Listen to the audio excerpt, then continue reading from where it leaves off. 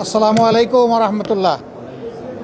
সাংবাদিক বন্ধুগণ এবং প্রিয় দেশবাসী, আপনারা ইতিমধ্যে অবহিত হয়েছেন সংবাদ মাধ্যমে এবং এইমাত্র বিরোধী দলীয় চিফ হুইপ যেটা বললেন তিনিও অনেকটা স্পষ্ট করেছেন।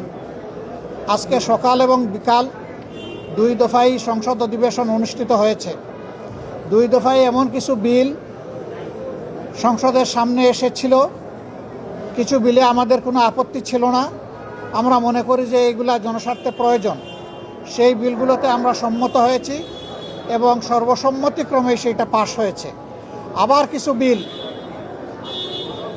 সংসদে উত্থাপন করা হয়েছিল, যেই বিলগুলোর মাধ্যমে সুস্পষ্টভাবে জনগণের অধিকার হরণ, সুপ্রিম কোর্টের এখতিয়ার কেড়ে নেওয়া এবং নির্বাচনী ব্যবস্থাকে ধ্বংস করার পায়তারা ছিল। আমরা সেই বিলগুলোতে আপত্তি উত্থাপন করেছিলাম। আমাদের আপত্তিতে আমাদেরকে সুযোগ দেওয়া হয়েছিল প্রথমে 2 মিনিট। আমরা প্রতিবাদ করে বললাম যে 2 মিনিটে তো কোনো বক্তব্য উপস্থাপন করা সম্ভব নয়। তখন স্পিকার মহোদয় প্রথম বক্তাকে 3 দফায় বাড়িয়ে 6 মিনিট দিলেন, যেটা ছিল আসলেই আমাদের উপর একটা কি বলবো, অবিচার কথাটা বলা ঠিক হয় না, তবে সুবিচার হয়নি। তারপরে আমরা দাঁড়িয়ে দেখলাম যে সংশ্লিষ্ট মন্ত্রী, তার কোনো সময়ের লিমিট নাই, দীর্ঘ সময় ধরে প্রাসঙ্গিক অপ্রাসঙ্গিক অনেক কথাই তিনি বললেন।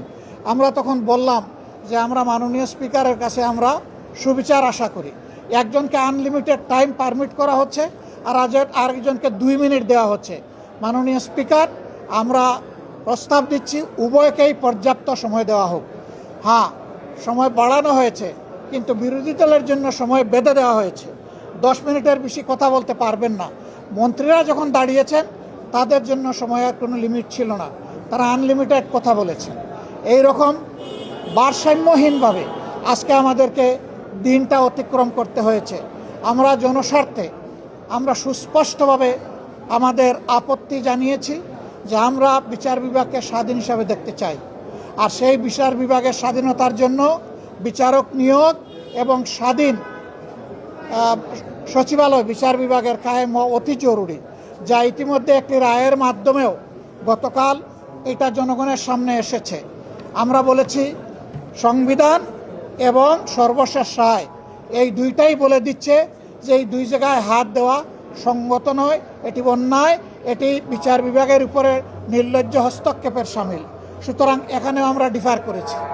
এরপরে বিচারক নিয়োগের ক্ষেত্রে কথা এসেছে, তারাই যুক্তি দিতে গিয়ে প্রমাণ করেছেন যে অতীতে দলীয় বিবেচনায় যে সমস্ত বিচারপতিদেরকে নিয়োগ করা হয়েছিল তাদের হাতেই বিচারপতি খায়রুল হকের জন্ম হয়েছে, বিচারপতি মানিকের জন্ম হয়েছে এবং শপথবদ্ধ রাজনীতিবিদ জনাব এনায়েত রহিমের জন্ম হয়েছে। তারা এটা স্বীকার করেছেন। আমরা সেই জায়গাটাই ফোকাস করেছিলাম যে বিচার বিভাগের নিয়োগ যদি নির্বাহী বিভাগের কর্তৃত্বের ভিতরে থাকে তাহলে বিচার বিভাগে এই ধরনের দুর্ঘটনা ঘটতেই থাকবে এবং জনগণ ন্যায় বিচার থেকে বঞ্চিত হবেন। কাজেই আমরা চাই না যে এখানে নির্বাহী বিভাগের কোনো কর্তৃত্ব থাকুক। ইন্টারিম গভর্নমেন্ট যে অধ্যাদেশ জারি করেছিল সেখানে কার্যত নির্বাহী বিভাগের কোনো প্রভাব ছিল না। তারা আগেরটাই ফিরে গিয়ে তারা প্রমাণ করলেন হাসিনা খারাপ কিন্তু হাসিনার নীতি ভালো।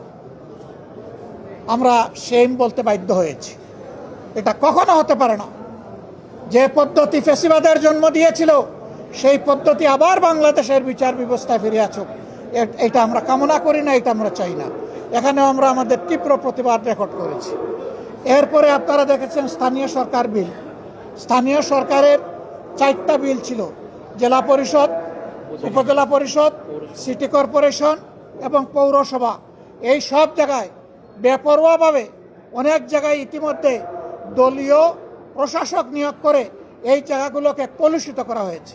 অথচ বিএনপি তাদের 31 দফা সংস্কার প্রস্তাব এবং তাদের নির্বাচনী ইশতেহার 2 জায়গায় পরিষ্কার বলেছে স্থানীয় সরকার লেভেলে যদি কোনো নির্বাচিত জনপ্রতিনিধি মারা যান অথবা কোর্টের দ্বারা সুস্পষ্ট দণ্ডিত হন সেই ক্ষেত্রেই কেবল প্রশাসক বসানো হবে, অন্যথায় নয়। এখন কোন কারণে তারা বসালেন তার কোনো জবাব তারা আমাদেরকে দিতে পারেননি। তারা মূলত এই টায়ারগুলোকে নির্লজ্জ দলীয়করণই করেছেন এবং তারও প্রতিবাদ আমরা জানিয়েছি। আমরা আশঙ্কা করছি এইভাবে বাংলাদেশের সবগুলো প্রতিষ্ঠানকে একদলীয় দলীয়করণ করা হবে। কার্যত এটি হবে আরেকটা ফ্যাসিজম, কার্যত এটি হবে আরেকটা অলিখিত বাকশাল। আমরা সেই বাকশালও চাই না, আমরা সেই ফ্যাসিজমও চাই না।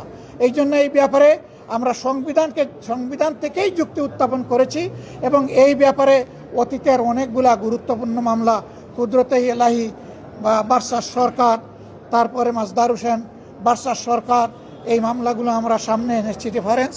আমরা আশা করি এইগুলো আপনারাও জানেন। আমরা জনগণের পক্ষে, এই জন্য জনবিরোধী যে আইনগুলো আজকে সংসদে শুধুমাত্র টুটার মেজরিটির বলে পাশ করা হয়েছে, তারই প্রতিবাদ জানিয়ে, নিন্দা জানিয়ে আমরা সংসদ থেকে ওয়াক আউট করেছি। কিন্তু আমরা সংসদ বর্জন করি নাই। আমরা যাব, জনগণের হয়ে কথা বলবো, জনগণের স্বার্থের পক্ষে অবস্থান অক্ষুণ্ণ রাখবো।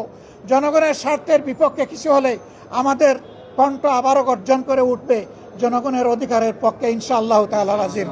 সাংবাদিক বন্ধুগণ, আপনারা পাশে থাকবেন। প্রিয় দেশবাসী, আপনাদের অধিকারের জন্য আমরা লড়াই চালিয়ে যাচ্ছি, লড়াই আমরা চালিয়ে যাব। কোনো অন্যায়ের কাছে আমরা মাথা নত করব না। আল্লাহ হাফিজ। বাংলাদেশ জিন্দাবাদ। হ্যাঁ, আমরা আজকে শেরপুর এবং বগুড়ায় 2টা নির্বাচন হয়েছে।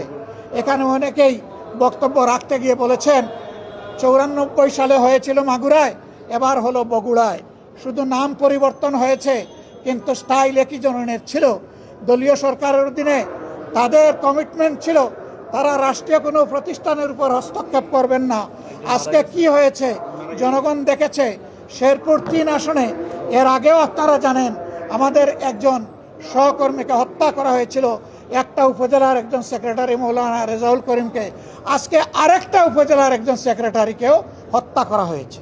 আমরা তার নিন্দা জানাই এবং এই 2 হত্যাকাণ্ডে দোষী, দুষ্কৃতিকারী, হত্যাকারী, খুনি যারা, এদেরকে বিচারে আওতায় আনার জন্য আমরা এই সংসদের স্পিকারের মাধ্যমে সাহায্য কামনা করেছি। প্রিয় দেশবাসী, এর মাধ্যমে প্রমাণ হয়ে যাচ্ছে যেই লাউ সেই কদু।